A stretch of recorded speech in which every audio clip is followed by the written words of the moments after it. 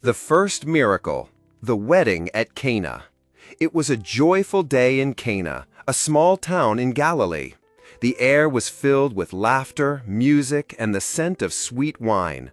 A wedding was taking place, a celebration of love, family, and the beginning of a new life. Among the guests were Jesus, his mother Mary, and his disciples. At this time, Jesus had not yet begun his public ministry. He had no followers in crowds, no fame. To the people there, he was just the carpenter's son from Nazareth, quiet, humble, ordinary. But Mary knew. She had always known. She carried in her heart the secret of who her son truly was.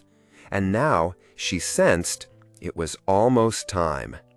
As the celebration continued, something unexpected happened. The wine ran out. In Jewish culture, running out of wine at a wedding was more than a simple mistake. It was a deep embarrassment, a social disaster. The joy of the feast would be cut short. Whispers would spread. The young couple would carry shame for years to come. Mary saw the worry in the servants' eyes. She felt the quiet panic growing. And she turned to Jesus. "They have no wine," she said gently.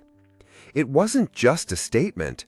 It was a request, a mother's quiet, trusting plea.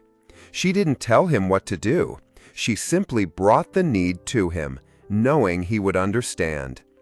Jesus replied, "Woman, why do you involve me? My hour has not yet come."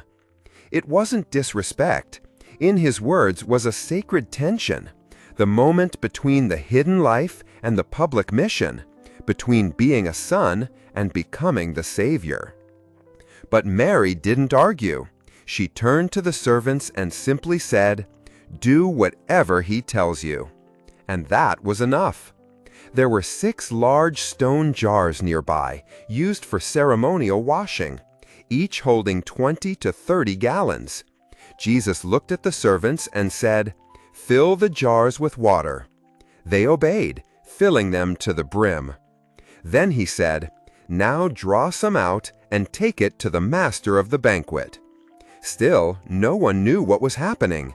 No dramatic signs, no thunder, just obedience and quiet trust.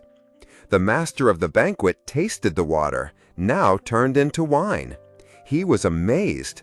Calling the bridegroom, he said, "Everyone brings out the best wine first, and then the cheaper wine after the guests have had too much to drink. But you have saved the best till now." A miracle had taken place, not with fire or spectacle, but with quiet power, a transformation hidden in stone jars and servant hands. Jesus had turned water into wine, not just to save a party, but to reveal something deeper. That God is not far off. That He cares for our joys, our small embarrassments, our human moments. That the ordinary, when touched by heaven, becomes extraordinary. This, the first of His signs, revealed His glory, and His disciples began to believe. But perhaps the one who smiled the most was Mary. She had seen her son take his first step into the Father's mission, and she had simply said, "Do whatever he tells you."